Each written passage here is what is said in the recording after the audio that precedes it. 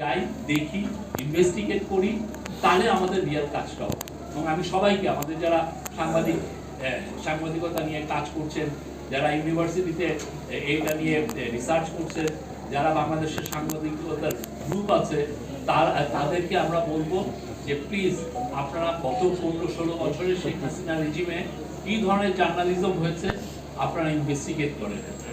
আমরা এমনও করতে পারি, আমরা ওরাল হিস্ট্রি প্রজেক্ট করতে পারি, যাতে সবাই এসে বলে গেলেন তাদেরকে ভয়েসটা কিভাবে কেড়ে নেওয়া হয়েছে, তাদেরকে কিভাবে জার্নালিজম করতে দেওয়া হয় নাই। তো এই জায়গাগুলো আমাদের খুব স্পষ্টভাবে কাজগুলো করা উচিত এবং এই দলিলগুলো রাখা উচিত। আমাদের পুরনো অনেক ইনসিডেন্ট হারিয়ে যায়, আমরা দলিলগুলো রাখি না। আমরা এখন কথাগুলো বলছি, পরের দিনে 20-30 10-15 মাস পরে হয়তো এই কথাগুলো আমরা আর বলবো না। ফ্যাসিবাদী রেজিমের অনেক কিছু আমরা ভুলে যাব, কিন্তু এইটা যেন আমরা না ভুলি। হিরোদেরকে তারা সন্ত্রাসী বলেছে, মিসক্রিয়েন্ট বলেছে, সেগুলো জানা উচিত। এবং আমরা তাদেরকে ইনভাইট করবো, আসেন আপনার জার্নালিজমটা আপনার একটা ইনভেস্টিগেট করেন, কি ধরনের জার্নালিজম হয়েছে, কোথায় কোথায় ফেলুর ছিল, কোথায় কোথায় ফাঁসিবাদী বয়ান তৈরি হয়েছে।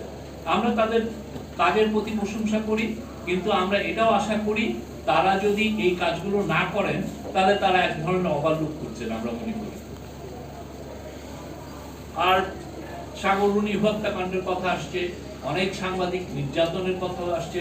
আপনি জানেন শফিক রেহমানের মতো লোককে 7 বছরের জেল দেওয়া হয়েছে। আপনারা কতগুলো সাংবাদিক সেই সময় এটা নিয়ে কথা বলেছেন, অনেকে তো ওনাকে নিয়ে অনেক বাজে বাজে কথাও বলেছেন, আমরা ফেসবুকে তখন দেখেছি।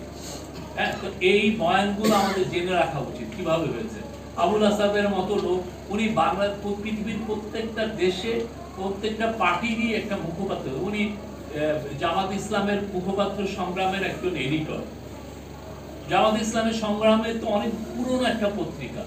আপনি সেই পত্রিকার এডিটরকে তার অফিসে যে ঢুকে এনে তাকে মারতে মারতে তাকে ছেঁচড়ে নিচে আনছে, কিন্তু আমরা পরের দিন দেখেছি অনেকে এটা নিয়ে একটা রিপোর্ট করেন না। অনেক আমাদের সম্পাদক পরিষদ অনেকে এগুলো নিয়ে একটা কন্ডেমনেশনও দেন না। এগুলো তো, এই ব্যর্থতাগুলো তো ছিল। তা আমরা মনে করি